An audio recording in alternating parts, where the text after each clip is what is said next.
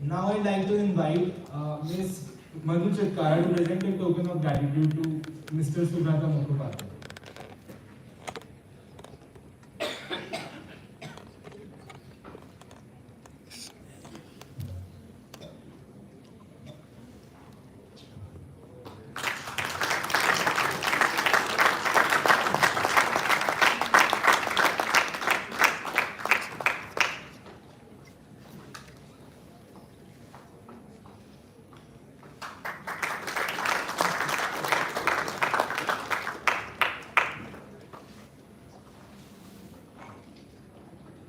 Thank you, sir. Thank you, ma'am. To begin with the inauguration ceremony, first, we extend our heartfelt gratitude to our esteemed chief guest, Dr. V. Narayanan, Director of the Liquid Propulsion System Center at ISRO, for gracing us with his presence. Can we have a round of applause, please?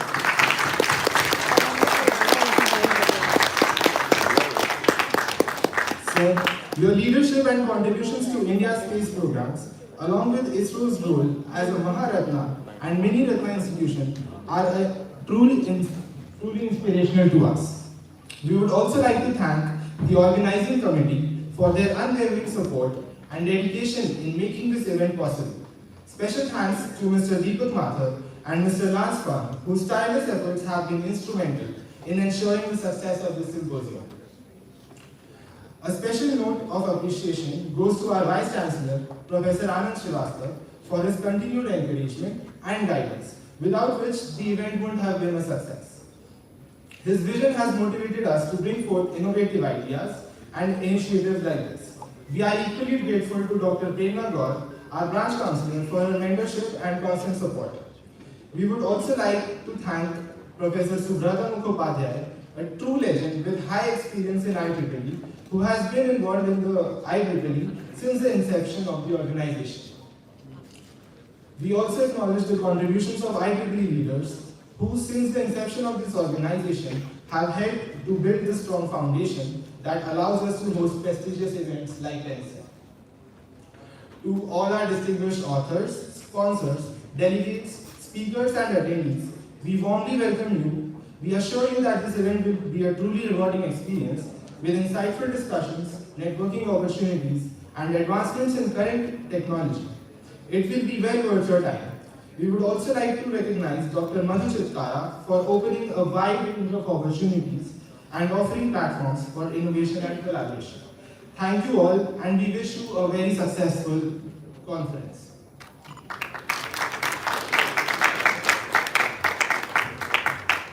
Now I'd like to invite Professor Prerna Gaur for a welcome address.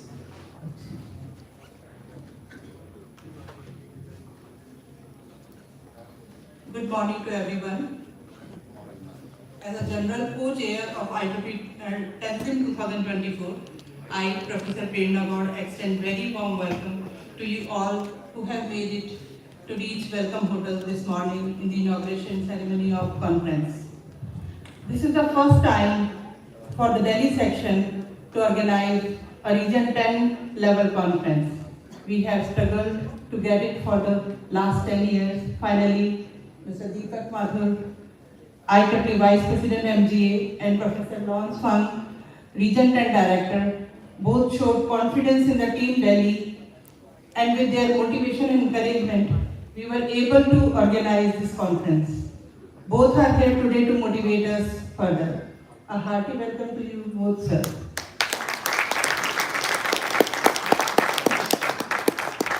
My special thanks to our distinguished guest, Director LPSC ISRO, Dr. V. Narayanan. Thank you, sir, for taking out the time for us out of your very busy schedule and to grace this conference with your presence. It is truly a pleasure to have you here with us. I extend a warm welcome to CMD of Grid India, Dr. Narasimhan, for providing timely, valuable financial support and also encouraging us with his gracious presence. Thanks to our Honorable Vice Chancellor, Professor Anand Srivastava, patron for this conference, for always providing a free hand and all support during preparations of the conference. have with us today Pro-Chancellor Chitkara University, Dr. Madhu Chitkara. She is one of the patrons, and we welcome you, Madam. Thank you for gracing this occasion. You always encourage organizing IEEE activities. I welcome all participants and student members here. I welcome all EXICOM members of the Delhi section, faculty members from NSUT and other universities of Delhi section who have contributed tremendously and are also present today. We welcome our guests from different sections of the IEEE India Council present today. TANZIN 2024 was publicized immensely by getting technical sponsorship from 6 technical societies. Our General Co-Chair, Professor Subrata Mukhopadhyay, senior most in the IEEE Delhi section in the terms of membership years and veteran in the true sense, will give an elaborate briefing on it. We received over 900 papers, of which more than 100 were from foreign authors. After 2 rounds of review, we finally accepted 350 papers, out of which 238 papers were registered. Finally. This has been possible with a dedicated technical program committee and reviewers from all over India. There are 47 registrations from foreign authors, making this conference truly international. There are 73 professional member registrations, 165 student registrations, and 107 non-IEEE member registrations. Due to unrest and visa issues in the neighboring country Bangladesh in August month, we allowed them to present in online mode. I would like to thank all volunteers behind the scene in organizing this conference and bringing this to this level. I am proud to share that IEEE NSUT volunteers have worked in logistics day and night and didn't leave any stone unturned. IEEE NSUT is one of the largest IEEE student branches in the world, with over 750 members in 223.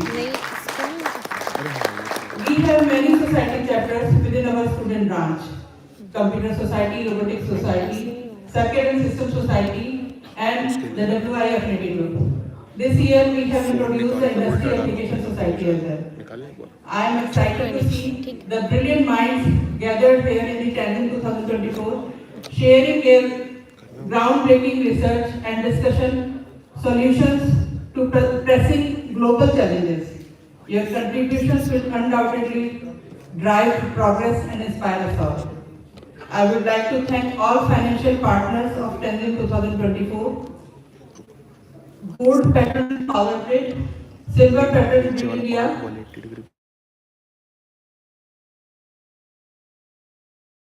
College of Information and Technology Management, NTPC, IEEE Data Board, CDEC, SDT University, PAPS, PST College of Engineering, and many more. I would like to commend the invaluable efforts of the organizing committee. If I start taking names, it will not end during the time allowed to speak.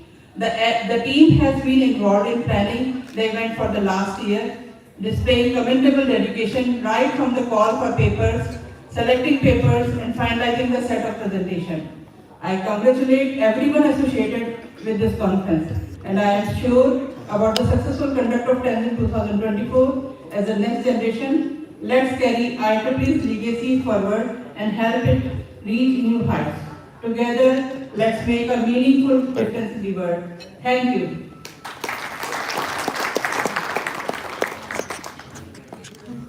Thank you so much, Sam, for the kind words. Now shall we welcome Vice Chancellor NSUT, Professor Anand Srivastava, for a welcome address.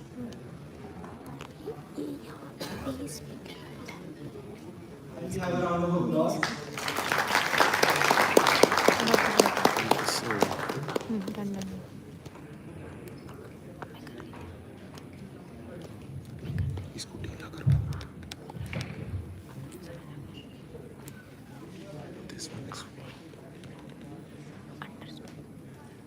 Good morning. So it's a real pleasure to welcome Dr. V. Narayanan, LPSC ISRO. The moment we named ISRO, speaks volumes of the technological progress they have. So everybody is familiar about the successes of ISRO. Mr. Narasimhan, CMD, Mr. Deepak Mathur, IEEE Vice President, MGA, Professor Fong, IEEE Visiting Director, Dr. Madhu Chitkara, Honorable Pro Vice Chancellor, Chitkara University, General Co-Chair, Professor Subrata Mukhopadhyay, Professor Prerna Gaur, and Chair-elect IEEE India Council. We are very grateful to Mr. Deepak Mathur and Professor Fong for giving opportunity to host such a big event at NSUB Delhi. Thank you very much. So we have a lot of guests in the audience. Professor Bhim Singh, he was recently with us in NSUB. We had invited him for a research and awards ceremony. So when I was introducing Professor Bhim Singh, I was throwing some numbers. There are some more than 100 patents, more than 100 PhDs, tens of thousands of citations and all that. So I compared his achievement with the achievement of Sachin Tendulkar. He also has similar statistics. And the way he jumped from the dais, it still shows he has that energy. Thank you very much, sir. So the theme of the conference is technological advancement to help society overcome various socio-economic and health challenges. So if I relate this to Sustainable Development Goals of United Nations, how technology can help in achieving those goals. They are all ambitious goals, and by 2030 we need to achieve those goals. So let me just give you a few examples of Sustainable Development Goals and how technology can help you in achieving those. For example, these goals are 17 numbers, 17 SDG goals. So if you see, half of the world population is not connected. There is a big digital divide in the world. So if I take the first goal, which is no poverty, now you will be surprised how technology can help no poverty. So the theory says that if you include them in the digital financial payment process, or if they have some bank accounts, they are likely to come out of the poverty limit. So technology can help them connecting to digital financial inclusion. So this is one example how we can, or ICT or technology can help in eradicating poverty to some extent. The second is zero hunger. That's the second important goal of SDG. Now zero hunger, again, how do you relate? How technology can help? So in agriculture, if you use technology which is data driven, so there are all efficient technologies. You can grow the yield, reduce the energy consumption. So basically, you are indirectly trying to elevate or trying to remove the hunger. The third goal is good health and well-being. Now, there is a lot of scope for technology to play here, good health and well-being. For example, AI. Using deep learning algorithm, you can accurately find out the disease in X-ray, chest diseases or any type of cancer. There are a lot of the accuracy is high. It is faster. The other technology which can help is 3D printing, for example. You can have tooth implants. You can have bone coming out of 3D machines. So it will take very less time and it is quite productive and quite accurate. So it can play a very important role. Technology can play a very important role in achieving this target of good health and well-being. Similarly, quality education. If I can extend connectivity to the villages, to the schools, the people who are there, who are deprived of good education, probably will be benefited. Most of you may be knowing there is an ambitious plan of Government of India to extend optical fiber to the villages, which means 100 megabit of speed available at the Gram Panchayat. So this is called as National Optical Fiber Network. So this is one area how we can have good education even in the villages. Similarly, gender equality, clean water, affordable and clean energy, they all can be benefited by technology, particularly ICT. So thank you very much for coming here, and we are again truly honored to host this conference at NSUT. And I'm sure this will provide a platform for all the scientists, engineers, practitioners, students, policymakers to present their work, their ideas, which can actually benefit humanity. Thank you very much.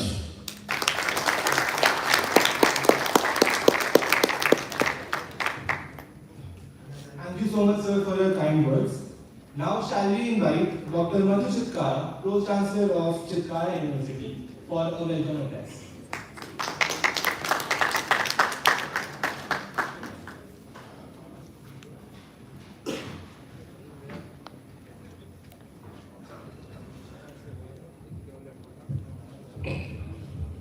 Still good morning, and thank you to the MC for such a great doing all the masters of ceremony. Guests all on the dais and off the dais. I'm very thankful to, I think this is a symposium where we all have to learn a lot. And when I was just listening to Prernaji and listening to the Vice Chancellor, and it is very nostalgic for me. I will tell you one story. It is not part of this symposium, but why I wanted to tell is for Vice Chancellor to know that how Chitkara University was benefited by NSUT. I was just talking to Prernaji also. So when we started in 2002, it's not, I'm not telling my story, but just to connect Chitkara University with NSUT and making me a proud to be on the stage with him. When we started in 2002, I came and I'm a teacher, hardcore teacher and passionate teacher for the last 40 years, so 48 years now. So when I came to, just got an idea to become from teacher to have the own venture. And I wanted to start a college with AICT, and somebody said that if you want to have something to know about the college, the best, you have to go to NSUT. And that was not NSUT that time, it was an engineering college I think that time. So I went there, and still those memories are in my mind, and it becomes very nostalgic that there were buildings around, and in between there was a fountain, and then there was a interaction spaces, and there was a last and was a workshop, and I learned a lot from their lab attendant. He told me that, ma'am, you are not from sciences, but you are from applied sciences. So if you are going to have your own venture, it will be very costly affair. I will tell you shops where you can have the lathe machine. I will tell you that don't buy the instruments in electronics and communication. Just tell your students to work on the bread boxes. So I was not aware that what bread boxes are. What there will be some box which is bread. They must have it, they make it. So I think there is always, why I am telling this, that when Sir was telling about SDGs, the 17 goals we have to understand. So the most important and the best is SDG 17, where they say that we have to collaborate with each other. And luckily, with this symposium, if you see the platform, stage, where all the guests are there, some are from hardcore academic background, some are from industry, and some are from the stakeholders, those who are working with industry and academia both. So I think that SDG 17 goal, I am very impressed with that goal, and 2030, since we have to do that. So with these three days, what we all should commit, that we have to interact with each other, not only for the sessions, But in between the sessions, when there are the networking sessions, so we have to understand that what these type of, because we are coming from across the globe. And when we are coming from, and we have seen the stage also, somebody from Australia, and I was very impressed with my guest from Australia, because he is not able to take this flower pot in country, because Australia is very stringent rules. You can't take the flower, you can't take the fruit there. So he was taking the photograph and posting it on their social network. So I think I am very impressed with him, that gift given by Prernaji, he is honoring that a lot. So it's a great honor for Chakara University to get as an academic partner to this conference, and I'm very thankful to my Vice Chancellor, Dr. Rajni Sharma. He made me stand here feeling very honored that I'm here with all of you, and so much to learn from all of us. One thing which I will suggest all of you that we are working on SDGs, and I think it is our mandate to do that. The second thing is that we should start working on research along with the teaching learning processes. And the whole leaders sitting here, I think you should just propagate this, and I think every university is doing it. When we started in our college, then become the university, 2014, we were very passionate about teaching learning. And we thought that the students and the teachers were not very inquisitive. So when they were in the classrooms, they were just taking care of the teaching processes. But since the research was not there, they were not so inquisitive. So we started with project-based learning, and it was very early entrant in that. Then we started with the startup system, and slowly we learned a lot from those startups that how to go for it. And the story is that now, because of that 2014 entering into the research and learning from the people like them, those who were very senior in this profession, and we were very young, still we are very young, and 20 years is not a big time to achieve. But if you see that when we learn from others, just observing by them that what are the best they are doing and what we can do according to our requirements, so that the latest one, which I am very proud of, that Stanford has given the 2% of the researchers list. So 22 were from our university, and I think it was so emotional feeling for me that learning from others and our professors have done so remarkable. So same here, I think many of you are here, those who were listed in 2%, any of you are here. Those who are in Stanford, yeah, ma'am, but of course maybe ma'am. So I think many are there, and sir, those got the prize. I think it's a great feeling that we have to do something, collaborating with each other, and this is our time to do that. So thank you very much once again giving us the opportunity to be academic partner to this symposium. And thank you all the guests sitting here and all this. So 3 days, you have to learn, you have to collaborate, and you have to see that what best can be done. Thank you very much.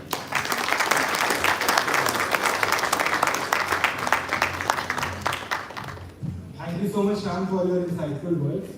Now shall we invite Mr. Deepak Mathur, Director of IEEE RI.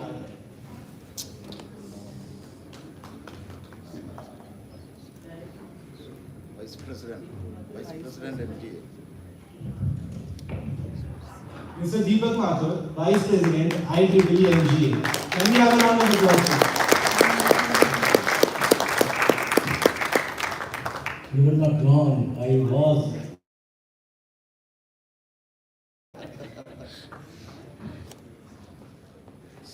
So thank you very much. I will just first like to really compliment what Dr. Anand Srivastava told about the SDG goal and how technology can solve various SDG goals.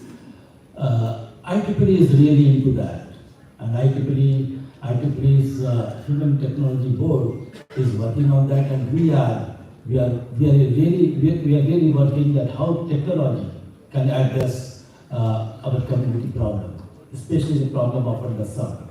Right now we are talking about the climate change, how the climate change can be addressed by the IEEE and how the IEEE can help in addressing the global problem like climate change. So this is what IEEE is doing. Those who are not really aware of IEEE, I would like to say that IEEE has got highest ever number this year. We reached to 474,000 plus members. And when we talk about the technology, when we talk about the technical activities, we are doing very good in conferences. We have more than 2,000 conferences from IEEE, and number of papers in the conferences is increasing day by day. We have more than 6 million documents in our digital library. What I want to say that IEEE is a growing organization. And having said that, I would like to say that the Region 10 is contributing. Region 10 is the Asia Pacific region, from where we come, and we contribute to the 40% of total membership of IEEE. And that's a great contribution from Region 10. And in Region 10, the contribution of India is significant. Yesterday, and day before yesterday, I was in Kerala section. I was addressing them, and I was really admiring the way Kerala section is functioning. Now my turn is to talk about the Delhi section. Delhi section's contribution in India is immense. There are 5,000 members. They are growing. And especially this year, I have really witnessed the kind of activity they do, the kind of volunteers they have, their dedication and their perseverance. When I take this word perseverance, only one name comes to me, Dr. Rashmi Agrawal. I was here in INS, which is the leadership summit. I have not seen such a event. The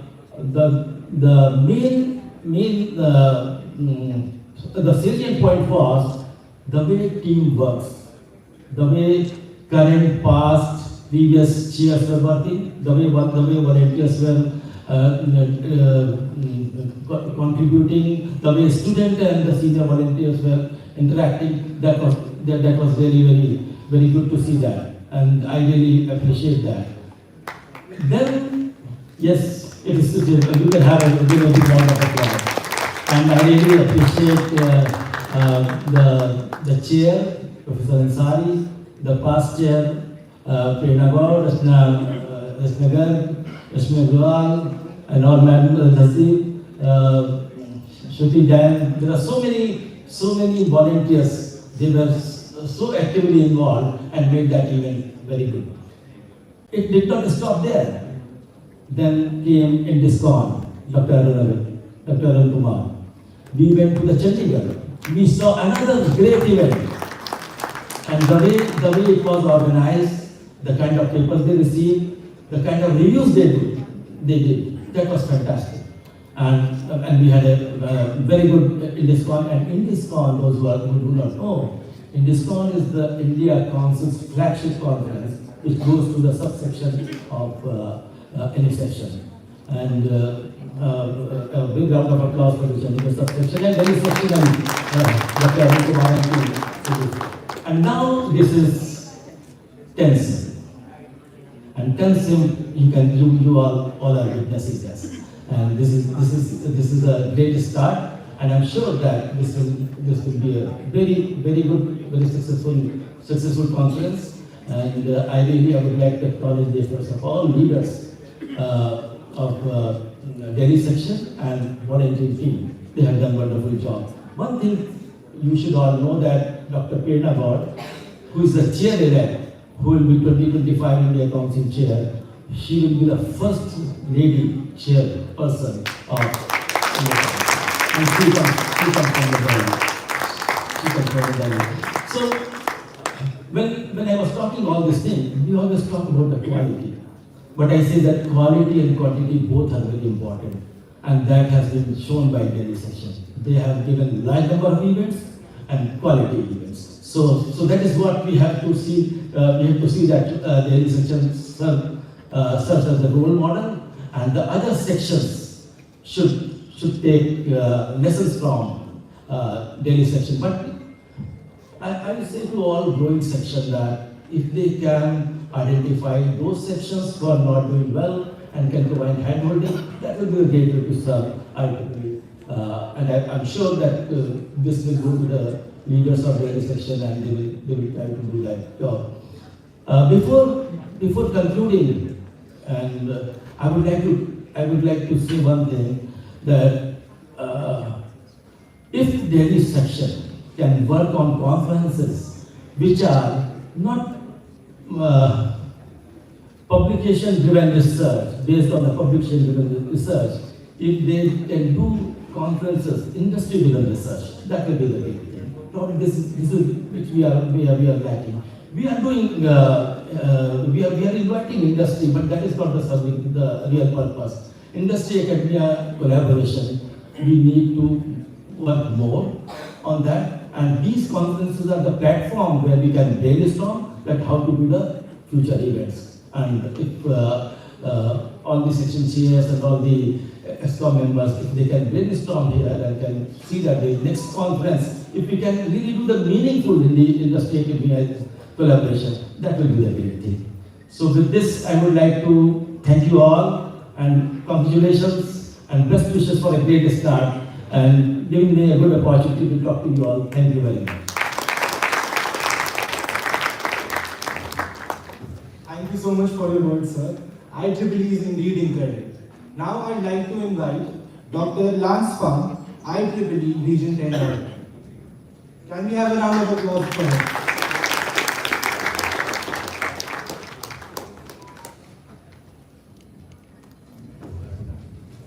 Good morning, all distinguished guests, eminent speakers, ladies and gentlemen, volunteers, students, faculty members, etc. You know, one of the challenge for us is what are we going to speak? As a matter of fact, I was discussing with Deepak earlier on, and once again, I really appreciate that Deepak has left a very big shoe as the past region director, and I learned so much from him, and he's a model really for all of us. And I congratulate him again for being the IEEE is fully deserved. Coming back to the question, okay, well, what are we going to speak?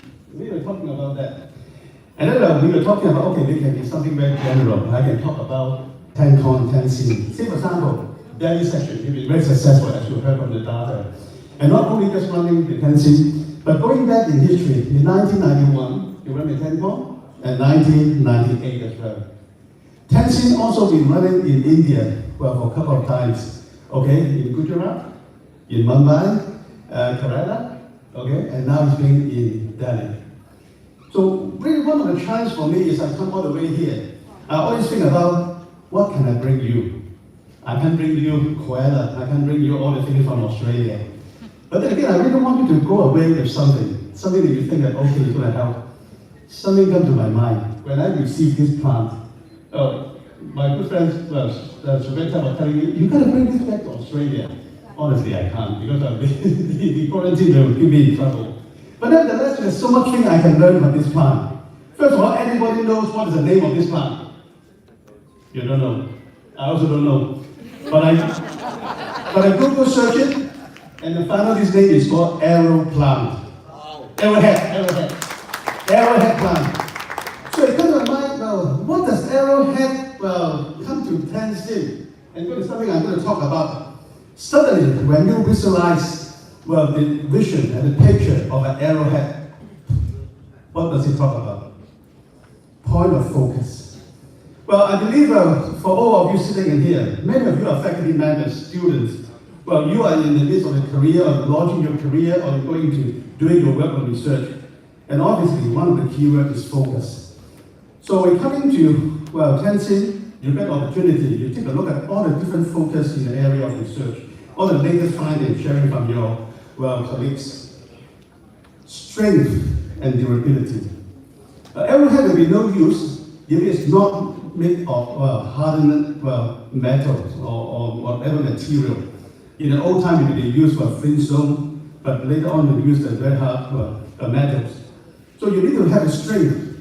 In terms of the research, as I mentioned, let's explain what you need as well. You need to have the durability. You have the perseverance, to continue to aim on your focus. What else? You need the direction and alignment. You need to align the focus and the resources to what you try to achieve. And not only that, in terms of preparing for the arrowhead, what do you need? You need sharpening. So what do you need to sharpen it? You need skills, you need tools, you need the resources to sharpen it. And also when you launch your arrow, what do you need to do? You need to be in a strategic position. If you try to aim for something, you need to be position yourself properly. Well, not too many people, unlike the Mongolians, whereby they can sit on the horseback, but whereby they can still shoot very sharply. But you need to be in the right position. And also think about the impact when you launch your arrow. So all in all, I think about, when you come to Tenzin, this is the opportunity. And I do see this is the launch pad. We mentioned about IEEE. I'm not sure how many of you among the audience are not yet a member. But I can assure you, with a lot of resources in IEEE, with the IEEE value section and all the OU, all the chapters in here, will be a perfect ground for you to sharpen your tools and help you to strengthen and help you to focus in your career as well. So all in all, what I hope you can take away from this morning, create your unique arrowhead. You know where to aim for. Okay? And then you come to the perfect place, Tenzin 2024. Thank you so much.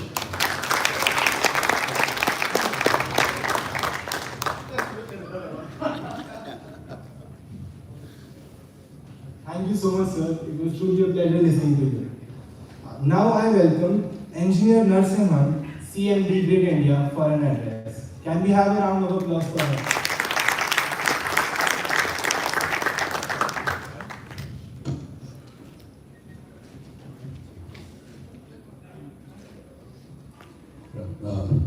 Good morning. Dr. V. Narayan, Distinguished Scientist and Director ISRO. Professor Lance Fung, IEEE R10 Director. Mr. Deepak Mathur, IEEE Vice President, MGA. Professor Anand Srivastava, Vice Chancellor, NSUT. Dr. Madhu Chitkara, Pro-Chancellor, NSUT. Professor Subrata Mukhopadhyay, General Co-Chair, Tenzin. Professor Prerna Gaur, General Co-Chair, Professor Abdul Qayyum Ansari, Professor, Jamia Millia University, distinguished members in the audience, it's really an honor and pleasure for me to address you all as we inaugurate the Tenzin 2024, a significant event in our field. I would like to extend my heartfelt gratitude to IEEE Region 10 and NSUT for organizing this significant event and having me here as a guest of honor. It's quite a nostalgic moment for me too, because NSUT, it's really heartening to see in the last 41 years how it has grown. When I joined Delhi College of Engineering in 1982, DIT had just started from the premises in just a few 4 classrooms were there, in the DCE campus in Kashmiri Gate. And 83, from such humble beginnings to where it stands, it's really a very proud moment for all of us. And I must congratulate the entire NSUT team for bringing it to this level. The theme of this year's conference, Technological Innovations for Socio-Economic and Healthcare Causes, it resonates deeply with me, as it is the key to improving the Human Development Index, or HDI. Access to clean energy and affordability, it plays an important role in the development of any community or nation. Though electricity is only 18 to 25% of the total energy consumption across different geographies, it influences everyday life to a great extent. As the power sector evolves, we are constantly reminded of how technology serves as the backbone of progress, innovation, and solutions for some of the world's most pressing challenges. Today, as we gather to discuss, collaborate, and exchange groundbreaking ideas, we are contributing not only to technological advancements, but also for the betterment of humanity.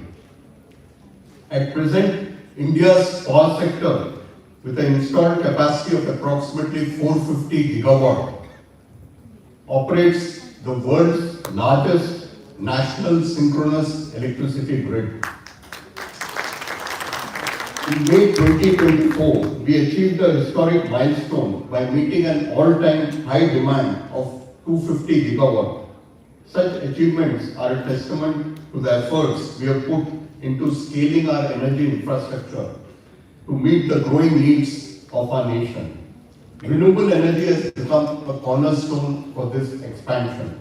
India has installed over 137 gigawatt of variable renewable energy, comprising 90 gigawatt of solar and 47 gigawatt of wind energy. This number is projected to reach 393 gigawatt by 2030 as part of our larger target of 500 gigawatt of non-fossil fuel based generation capacity by that year. These strides are crucial in our journey towards net zero emissions by 2070. However, this transformation brings with it a set of challenges. The integration of renewable energy, while vital, is not without its hurdles. Frequent fluctuations in wind and solar generation. In fact, in May 23, we had an event where we lost 8,000 megawatt of solar generation due to cloud cover. 8,000 was with about 17-18 gigawatt of solar in operation in Rajasthan. So in 1 hour, the generation has reduced because of cloud cover.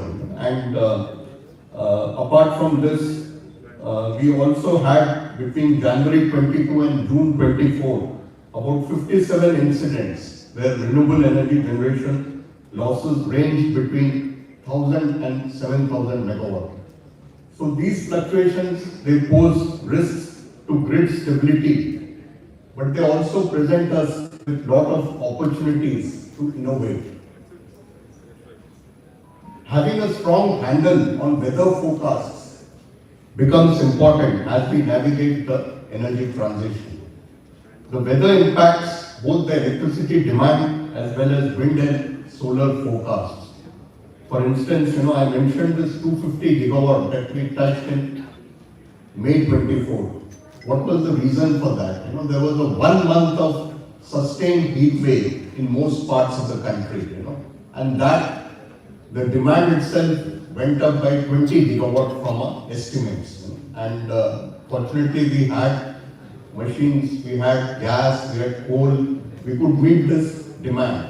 But then it's important that these forecasts, in April, in the month of March end, when the IMD came out with its forecasts, this type of situation was really not envisaged. So 1 month of sustained heat wave, how much?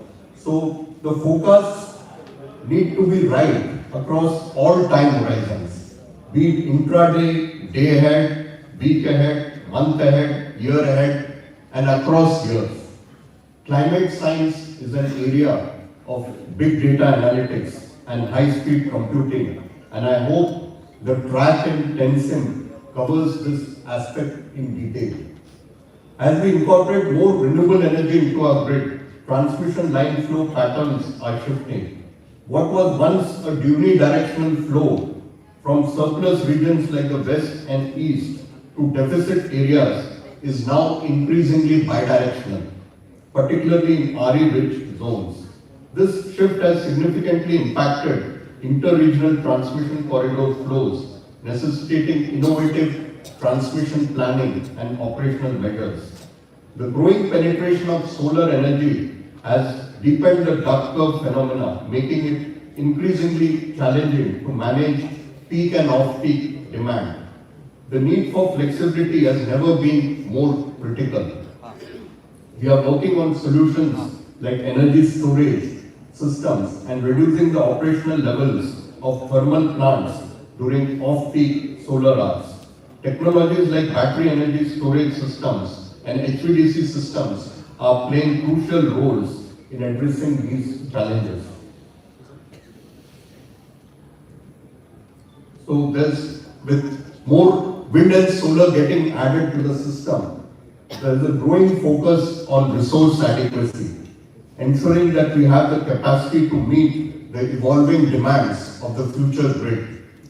Cybersecurity is a new unknown confronting us, and it's also an area where big data analytics will play a crucial role.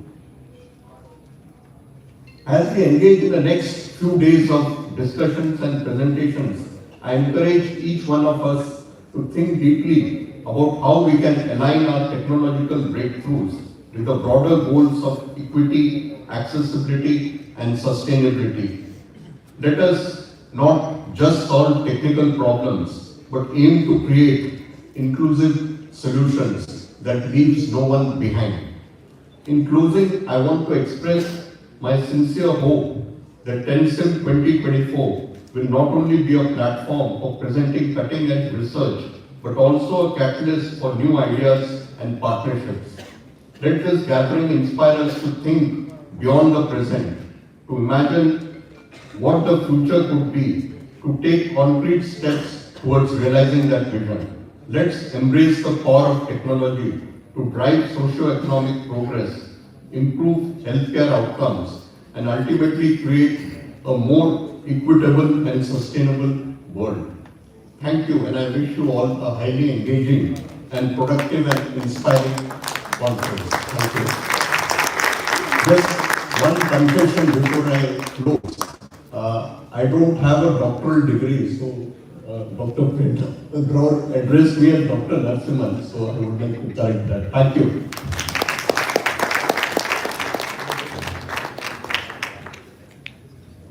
Thank you so much, sir, for your inspiring and insightful words.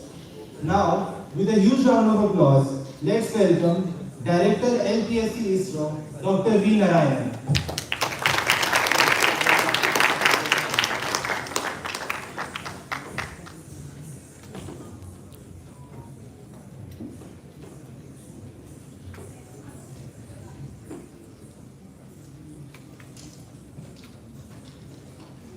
Good morning to all of you. Professor Anand Srivastava, BC NICUT, Mr. Deepak Mathur, Mr. Narasimhan, CMD Grid India, Professor Lanston, who was giving a fantastic address, Dr. Madhu Chitkara, Dr. Abdul Ansari, Professor Subhatta Mukhopadhyaya, Professor Prerna Kar, who is really running the entire show. I was so much impressed. Yesterday night, midnight, 12 o'clock when I reached, she was there to receive. That is the type of commitment and the way things are run by her. And one of my close friends, I don't know whether he is here, Professor Sivaraman, who was behind me sending message after message, and ensuring today I am participating in this function. And this thing is yours. And my dear students, my greetings to all of you on this fantastic international conference, IEEE, what you are organized, what you are conducting. It is really a great honor and privilege for me to participate in this function. Even though right now I am supposed to be in Sriharikota, very important activities going on to bring a culmination of a development of a cryogenic propulsion. I prefer to be here, having committed 2 months back. We should not go back on the commitment. And two people are responsible, I think Vedam and Professor Sivaraman. Because of their message after message, I preferred I must be here, and from here I am directly going back to Sriharikota. Let me thank the organizers for organizing such a wonderful conference. That too, an excellent theme, technological advancements to help society overcome socio-economic and health challenges. What an excellent theme it is. You all know 1947 when we got independence, I think youngsters will not be knowing, but all elders will be knowing where the country was standing. Almost 97% population was below poverty, and the average life of Indians were just 32 years. That means if it is 32 years, the death happened between 25 to maybe 40 years. That is the type of average life of India. Which developed country will accept our country as a country itself? That was the status. From that, we have grown to greater and greater heights. Every field, you take agriculture, health management, industries, infrastructure, IT, water management, transportation, everywhere we have come to a long way. And today, we are the fifth largest economy in the world, bypassing the UK team who were ruling us. What a fantastic work it is. If you take specifically the health sector, that's one of the themes you have selected for the conference. As I told, from the average lifespan of 32 years, and today the average life of Indian is 71 years. I can understand the health sector people. And you know, maternal mortality rate at that point of time for every 1 lakh live births, 2,000 was the death. And I am from a Pakka village in Kanyakumari district of Tamil Nadu. You know, human life is a fantastic life, and marriage is a very great occasion. But you imagine somebody becoming pregnant, entire family will celebrate. But this was the situation at that point of time. From that, we have come a long way. The number has come down to very, very less today. And in fact, mortality rate, which was also very high at that point of time, and today from 146 it has come down to 25.7. And so many dead diseases we have eradicated from this country. The way COVID was handled, that shows how the health industry has really grown in this country. 185 crore vaccines given to Indians, and 7 crore COVID vaccines exporting from this country. Today, we are one of the countries producing lot of vaccines. That shows the growth in the health sector. Take agriculture sector, 47. I don't know, you are in the city environment. I still remember when I was studying 10th standard, my village, it is not a, Kanyakumari district is not a that undeveloped district. But in my own village, hardly 50% people only used to get food for 2 times. Otherwise, most of the people are taking food only 1 time. From that humble state, today we are exporting thanks to the green revolution, and the food production almost 6 to 7 times it has grown thanks to the technological contribution. Power sector, you know, I have worked in DHL, and from there only I resigned almost 40 years back and joined Indian Space Research Administration. Then we got independence hardly 3,000 villages only had access to power. From that state of affair, I think we have grown to greater level. I think Sarah has given all the statistics. I am not going to in detail. You take the railway as one of the things. And we have expanded almost 40,000 kilometers railway lines, and we are having almost 70,000 kilometers line today. Take road.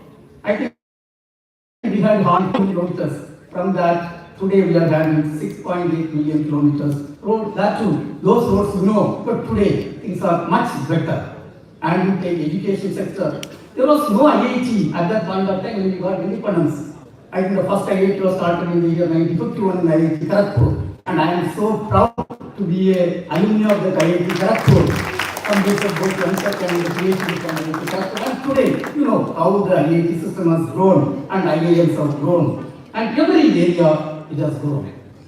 Now, yes, we have grown to lot of levels, but it is all of our responsibility to ensure India is becoming a developed country before we celebrate 100 years of independence. Towards that, yes, there is great contribution which has to come from every sector, and the engineering sector has to contribute. It is the science and technology only can solve lot of problems, and the members of IEEE has got great role to play towards that contribution. Slowly, I know you all will do that contribution.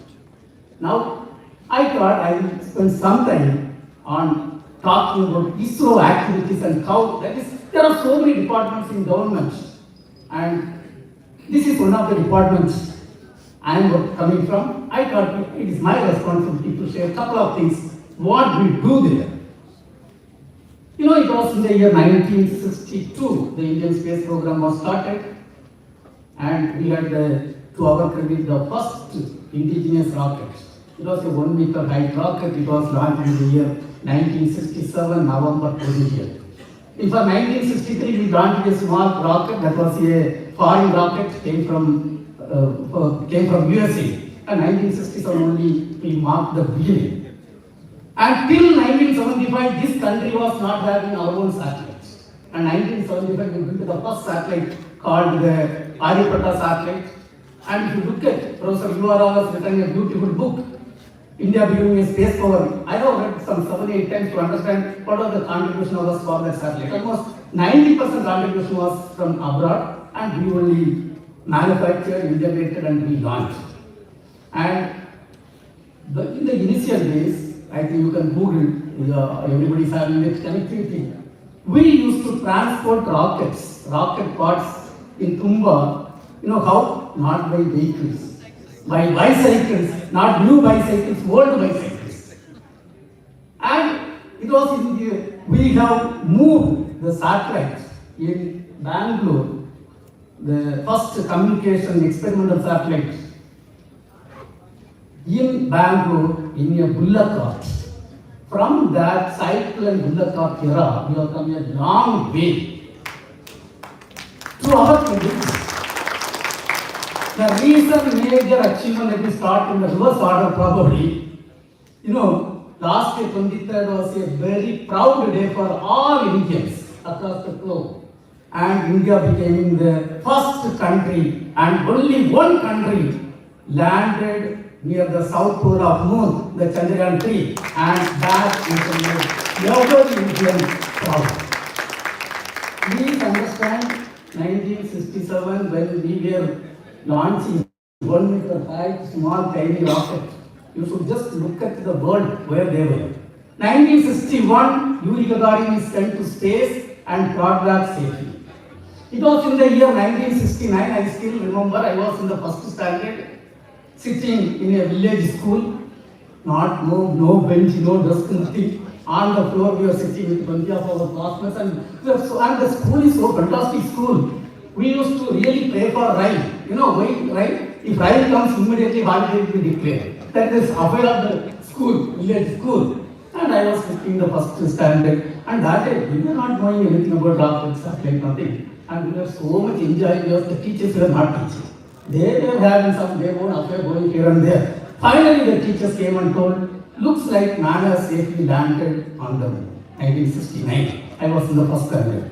That time, we are not even in the play school level. From that humble beginning, let me give some statistics.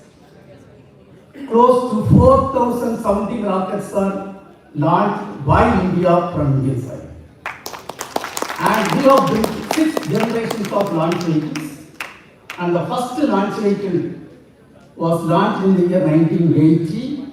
The project director was none other than the people's president, the late, great APJ Abdul Kalam ji.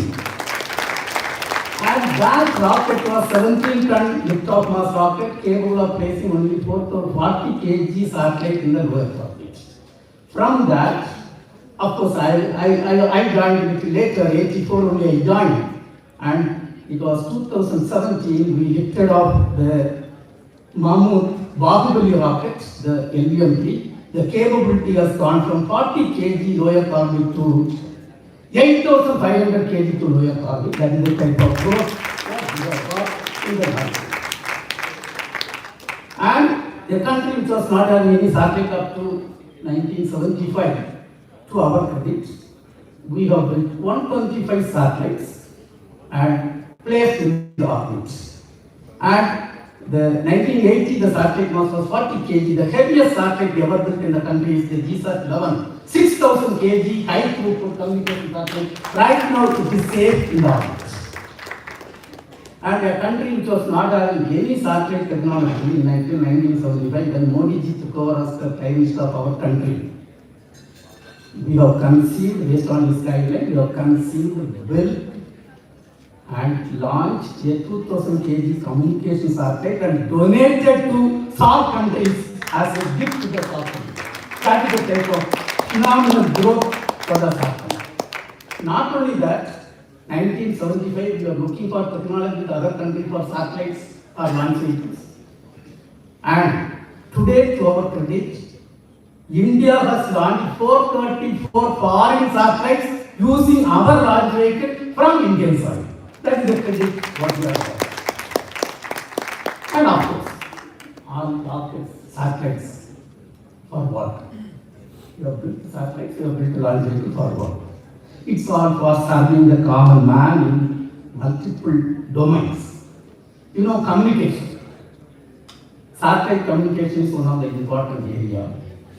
Probably the elders, maybe VC and all the people may be knowing 30 to 35 years back, you have to make a phone call from Delhi to any part of the country. What is the type of difficulty you all understand?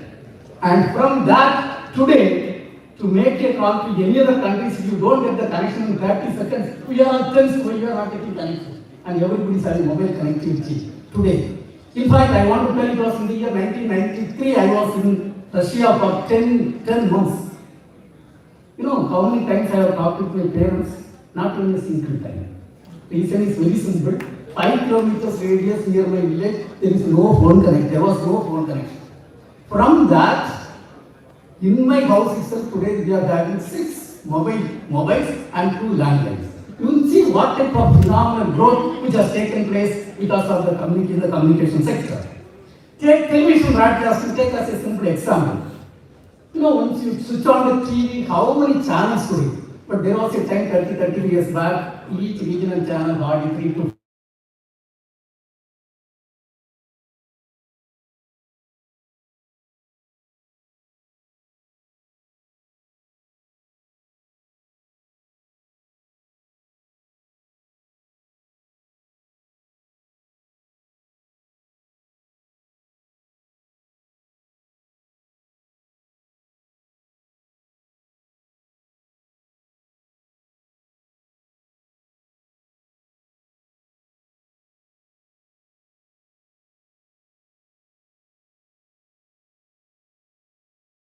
understand, appreciate and inform in advance. And we are saving a lot of people. Take one example. You know, India is having 7,500 kilometer seashore. And lot of our brothers are involved in fishing activities. And there was a time, my village is 42 kilometers from the seashore. So I understand what is the difficulty our friends face going for fishing and returning after 2-3 days without anything. And we, through the satellite system, today we are informing the people where you are having potential fishery zone. And people go to the right spot and catch the fish and come back. Through that, per year, if you see the profit, is 37,000 crore is the profit. And Government of India budget to Department of Space is 14,000 crore. Please understand, that is the type of economical benefit what it is bringing. Now, you know, there was a time we don't have any connection with the tribe. From Kanyakumari or from Chennai or Bangalore, the tribe is coming. You don't know when it will come, where it is coming, nothing was known. But today, you have got a good connectivity through our GPS system. You have got a naming system, you have launched naming satellite system. Out of 8,000 clients, 2,800 clients are real-time monitored and everything is informed. Another important thing, you know, there was a time, I want to tell one simple example. I was studying in the 8th standard and always I used to get first rank every monthly test. I was really having one exam, severe headache. And the moment I entered into the exam hall, I told I am not going to do it. Then I was asked to lie down and take rest. I slept for 2 hours. I got up and wrote the exam. Finally, when the paper came, writing 1 hour except that paper I got first time, then I was worried about my sister, rather my classmate, was a dad who used to be a competitor. What happened to her? And you know, she was in a very depressed mood. She lost her brother, 2 brothers and father. How? They went for fishing, they have not come back. What happened, God only knows at that point of time. Probably lot of thinking, there is a thinking that they crossed the international boundary and they were caught by other countries. This is the thinking, this is the faith at that point of time. And whether they are alive, we don't know.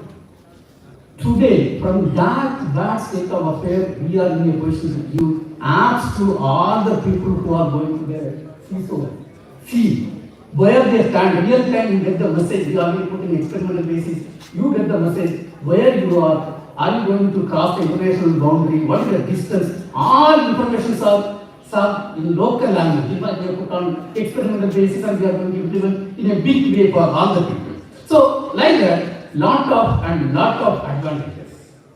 And you have got a Bhuvan portal equivalent to Google. I think you can see, even 2-3 days back, we have inaugurated the advanced version. Lot of benefits are coming. And dear friends, wherever we go, generally we face one important question. Yes, ISRO is 60 years old. When are you going to become #1 in the space activities?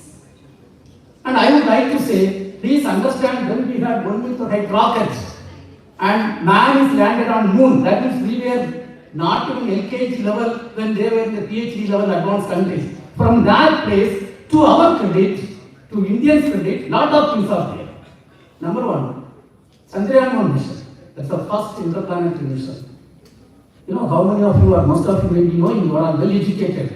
Chandrayaan-1 is the first mission which found water molecules on moon and made all Indians proud. And that is the first mission which found water molecules. And in Chandrayaan-1, we also did one important thing. We put our national flag on the moon. You know, advanced countries are very notorious people. They are good people, but they're very notorious. Unless you go, if you don't go at one point of time, they will tell that the entire moon is theirs. Nobody can climb it. By impacting national flag on moon, we have reserved land for all of you, all the Indians. And Mars orbital mission. Mars orbital mission is another important mission. You know, Mars orbital mission from Earth, we have to go almost 66 crore kilometers. You have to travel to go to Mars. 66 crore kilometers. I think you all are engineering candidates. You can understand easily. You can calculate. Put 0.01 degree error in the travel. If you go with the error of 0.01 degree, where you will reach? We cannot reach Mars. We will reach some other place. And I want to tell one thing, share with this August audience, you may be knowing, India is the only country and the first country which successfully accomplished Mars orbital mission. None of the developed countries could accomplish in the first place. And our honorable Prime Minister, he had a typical style of communicating things. He used to say, he has calculated what is the money he spent and what is the total distance traveled. You know, what is the per kilometer, how much money you have spent? It is almost 60% of art of fare. And with such a low cost, we have accomplished that mission and made India proud. And we were thinking, we were discussing in our organization, every time we are like a follower going, how to get a road, leadership road. Russia launched 37 satellites in a single launch. We decided, why don't we put 100 satellites? And putting 100 satellites is a single launch, it is easy, but it should not collide and hit each other. And today, dear friends, it is history. India is the first country which has placed more than 100 satellites, 104 satellites in a single launcher. And nothing collided, and we have made history. And you know, I am working in the liquid propulsion system, LKC's work. I think it's my responsibility to clarify that point before I close my talk. I am working in an organization where there are 7 major centers under ISRO, and I am leading the liquid propulsion related activities. Nothing but the rocket, to lift the rocket we need engines. And to take the satellites to the orbit, we need engines. And these engines are nothing different from car engines, functional engines. What is the purpose of a car engine? Car engine is supposed to provide enough power to take either human being or object from one place to another place. Rocket engines are doing precisely same job. Either you click satellite or take human being from one place to another place and bring that back, bring them back safely. But the difference is couple of differences. In Indian road, the car can go maximum 100 to 150 km per hour is the speed. To place a Chandrayaan 3 in the orbit, we have to give 37,000 km per hour speed with velocity. So this is provided by the rocket engine. And that is the type of engine what we are developing and leading that team. Now, there are different types of rockets. One is called a cryogenic rocket, where we use liquid hydrogen and liquid oxygen as the propellant. And without that, we cannot have a meaningful program. We are looking for technology transfer from other countries when we started in the early 90s. And nobody will share the technology, nobody gave us the technology. Finally, to our credit, today we have developed 2 cryogenic propulsion systems. And we are one among 6 countries having the technology. Not only that, I would like to share 2 important points.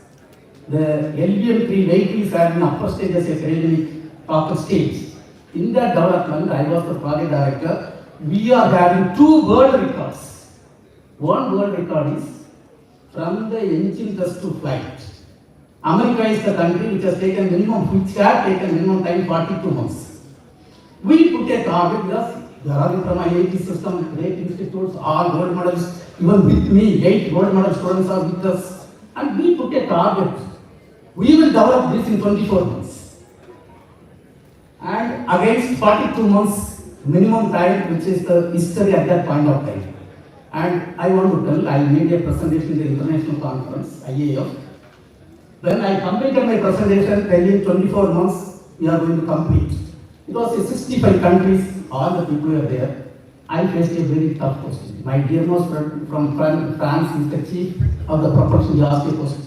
I have 2 questions to you. First question is, can you explain what other countries have done? Whether you understood, I want to understand. Then I took French as an example. I told, you have taken 8 years. This is the type of test you have done. Then other countries, I told, I know, I don't want to explain. Next question is, having understood this, are you joking in this forum, international forum? This is the question. So, dear friends, you tell how to face that question, how to answer. Because all the people are veterans sitting there. I was thinking for a couple of minutes, I told, after 2 years, I will come back with a successful flight data here. That time we will discuss further. Today we will post this question. It is history. We have completed the development in 28 months and we are having world record. And none of the people could believe that it is the history. And to do a stage level test, because we are using almost 5 tons of hydrogen, if you don't handle hydrogen properly to explode, we have to test in near Kanyakumari in a facility, 1,200 crore facility. If you don't handle properly, the entire facility will be losing in 2 seconds. And generally people do a lot of experiment and finally always the test. We took a decision, we will have quantum leap. We will not do any experiment, directly go for the test. We know the risk involved. If you do any mistake, entire facility will be lost. And today it is history. We have completed the development in 34 days against minimum time of 5 months in the international standard. And we are having a work. And thereby, today, ISRO is really growing and doing a lot of things. We are having a human spaceflight program. In another 2 years, we are going to really accomplish that mission. And another one important thing I want to share here. You all know the Chandrayaan success. And Chandrayaan 2 mission, 2019 we had the mission. And you all may be knowing that we could not successfully accomplish also, you know. But I want to tell you, we are having an orbiter placed by Chandrayaan 2. The descent life was 1 year. And because of the excellent mission management, today the life is 7 years. And not only 7 years, we are having a camera called on-orbit high resolution camera in Chandrayaan 2, which is sending thousands of photographs every day. I want to tell dear friends, in the moon orbit, As on date, the best camera available is Indian camera. That is the very best camera. Please Google it and understand the photograph taken by any other country versus Indian old church camera photograph. You will understand and realize. Whatever I am talking is all available in the open field. And Chandrayaan 3-2, there was a setback. There was a national committee constituted with the guidance of our Honorable Prime Minister. And the mandate given to the committee was 30 days you have to study all the satellite system and give the recommendations for improvement for Chandrayaan 3. Normally, this type of work to take almost 1 year.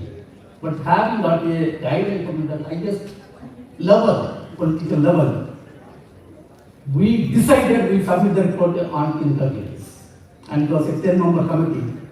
Finally, we have gone through the entire data and given more than 100 recommendations. Exactly the report was submitted 5 hours before the deadline. I want to tell.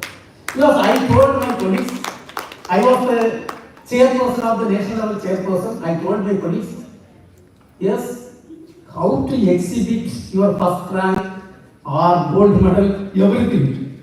We have to exhibit in some form, otherwise we are unfit to preserve that top positions. And we have recommended today implementing everything and strengthening the entire system. August 23rd last year, the Chandrayaan 3 was rotating the velocity of 6,077 km per hour. 6,077 km per hour. If it lands with a velocity more than 2 meters per second, it will collapse, it will break. And in 98 minutes, it was brought down. And Indians have got a great credit. We have discovered zero and we are having credits. And on 23rd August, 3 parameters, the vertical velocity, horizontal velocity, and altitude were made simultaneously zero, and India being the first country to soft land near the South Pole. And today, Honorable Prime Minister has given a lot of guidelines and directions. A country which started with a humble beginning with the bullock cart and cycle era. We are going to have our own human spaceflight program. Sending human to orbit is very easy, but sending and bringing them back safely is a tricky job. We are working successfully towards that. And we are going to build our own space station. By 2035, India will have its own space station. And we are going to have a Venus orbit mission. And when I was first standard, 1969, America landed the man on the moon. And we are going to land our own brother or sister on the moon by 2040. Thereby, Indian space program is going to contribute significantly, scientifically, societally. In fact, if I have to talk about applications, that will take 5 hours. I am not going to venture into that because it is a very felicitation address. Maybe some other applications in university, I will talk to the students. And we are going to contribute in a big way. We are contributing in a big way towards these activities. The electronics, communication, computer science, instrumentation engineers' role is very big. For example, you all know what Chandrayaan 3 landing, when it was landing. Continuously the mass of the craft is coming out, so the thrust has to be reduced. Otherwise it will come and hit. Or it will not come and land. For the throttle build engine was used, the control electronics was developed by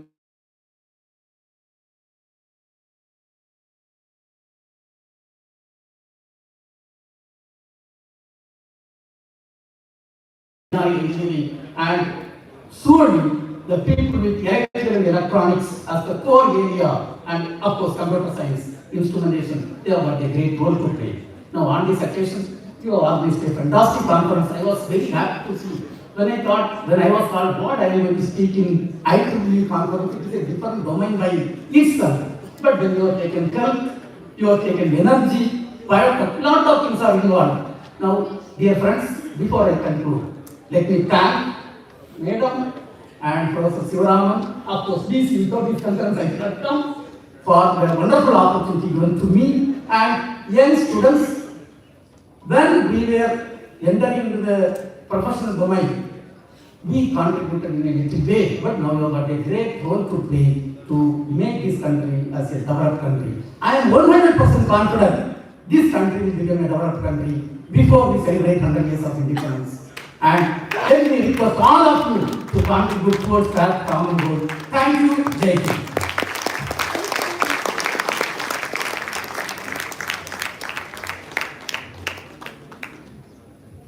Thank you so much, sir. We all take huge pride in all the initiatives taken up by us, sir. It is truly an honor for all of us to have you here with us. Now, for the final vote of thanks, I'd like to invite on stage Professor Subrata Mukhopadhyay, General Co-Chair, NCL 2024. Can we have a round of applause for him?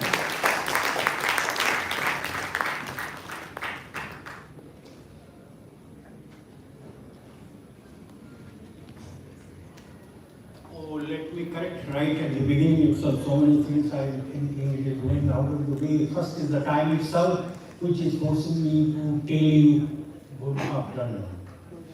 We have passed already more than half an hour from the scheduled time. Anyway, first of all, good afternoon to my first community, that is the authors, delegates, and then session chairs. Without whom we cannot do anything. Second, of course, those dignitaries who have come to raise the occasion. Third, last but not the least, is the volunteers. Others have given so many things. Even we have heard Dr. Narayan giving a lot of illustrious examples based on his experience and the team's experience on rocket science, especially. Now I understand clearly why the American citizens, because my part of family is like that, they say very often when they don't understand anything, yes, it's rocket science. So I can understand what is rocket science. Being engineers, we are a little bit privileged. At least we could understand from different background also something, right from the structure, then moving through electronics, power behind it, going there. We have got a society right at the beginning of IEEE itself, aviation, electronics. So that's also a part of it. We had a chapter where probably in council it is still there, along with the laser electro or whatever is now optical or something like that, or photonics. Anyway, certain corrigendum I would have issued because of my counterpart talking that this is the first one from the Region 10. Anyway, thanks to Lance, who is currently the director. They stay for 6 years, 2 years as past director, 2 years as director, 2 years as past director, and individual the director. So in 6 years, of course, he has taken care of the history. 1991 Delhi section, in its 15th year, had the privilege of holding 10CON, that is the main conference. Dr. Harbhansal Bajaj, who incidentally became my organization chair actually, CA Central Electricity Authority, he held it actually. I was just a 3 years entry as an executive member in the committees of that thing. I see Engineer Rajendra Kumar Asthana, he was also there. But 1998, when I was section chair, it was the second one we got it, 10CON. I was vice chair energy. I still remember we had ECQ, more than EC square. Energy, computer, communication, control.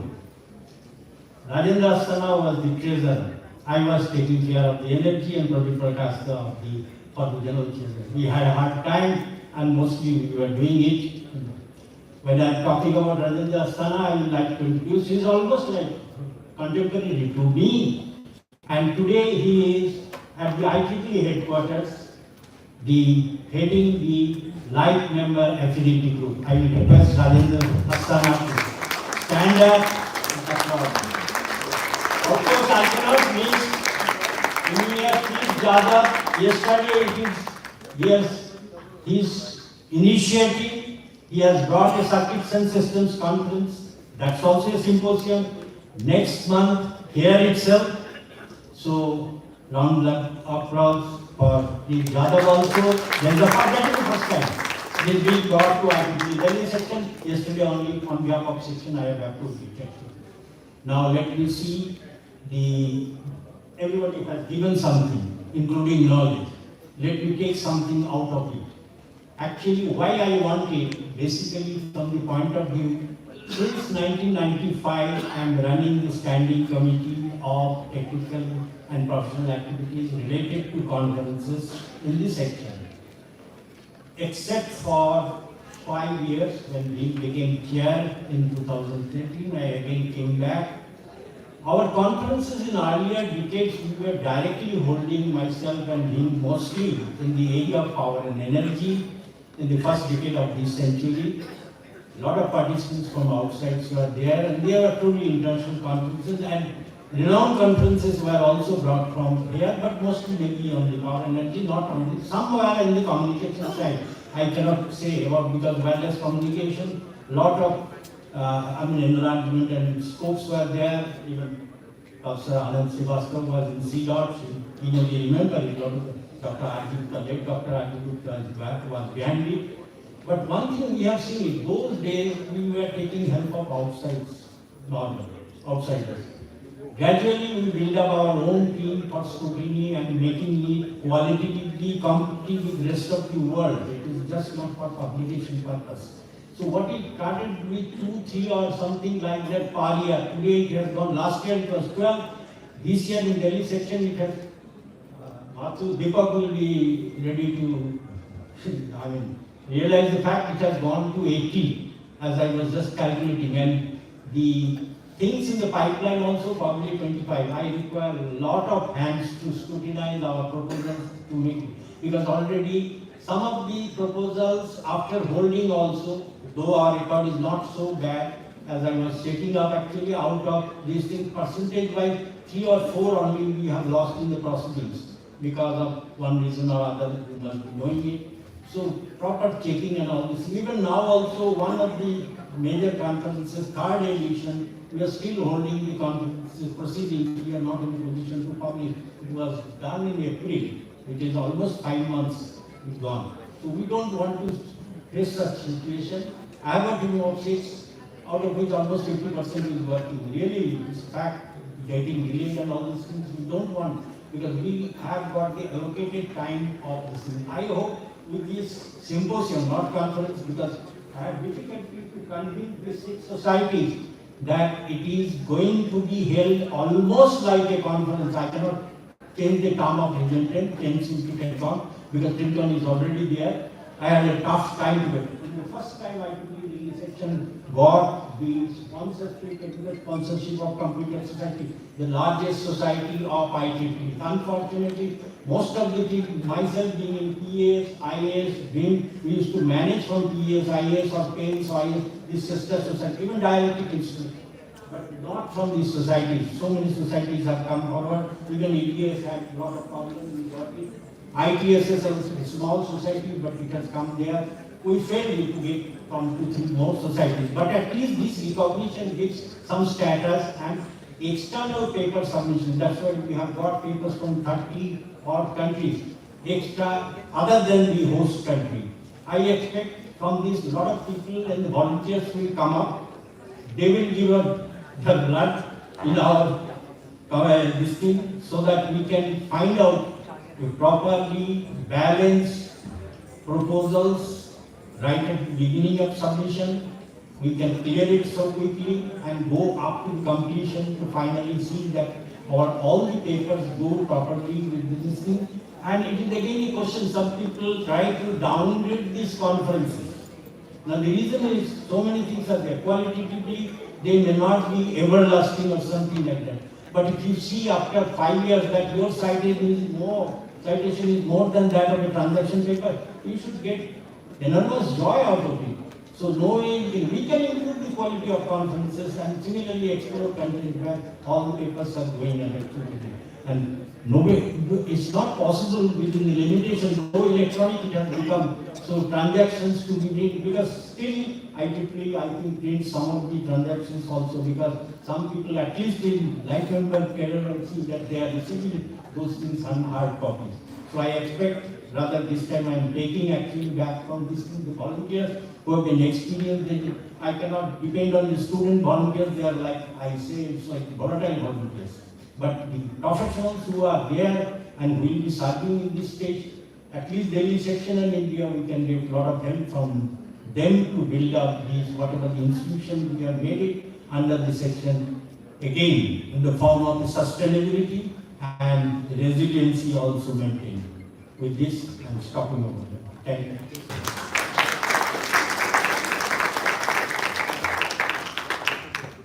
Thank you so much, sir. I thank all the chief guests for gracing us with their presence here today. To end this inaugural session on an auspicious note, we would like to invite Mudrakala, the Performing Arts Society of NSUT, for a classical dance performance.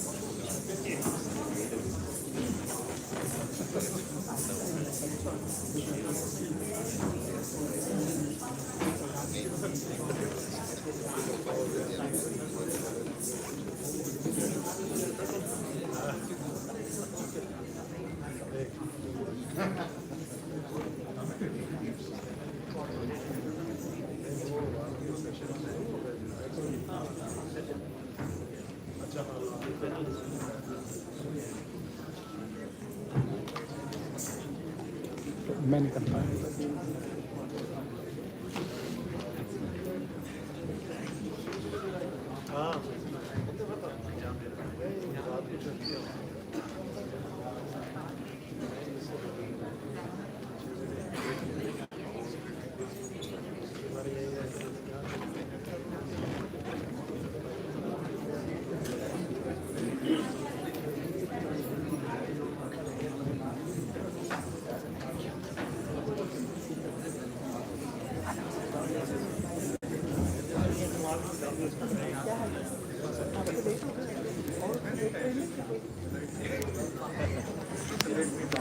वो छोटा वाला stand तेरा आगे आ जाएगा थोड़ा सा। देख अगर तेरी टेबल के ऊपर एक पूछ ले, अगर टेबल बीच में आ जाएगी काफ़ी बेटर होगा। तो छोटे वाले स्टैंड पे वो रख देंगे एंड देन इस कैमरे से रिकॉर्ड कर लेंगे बड़ा सा, या फिर कैमरे को आगे कर दें।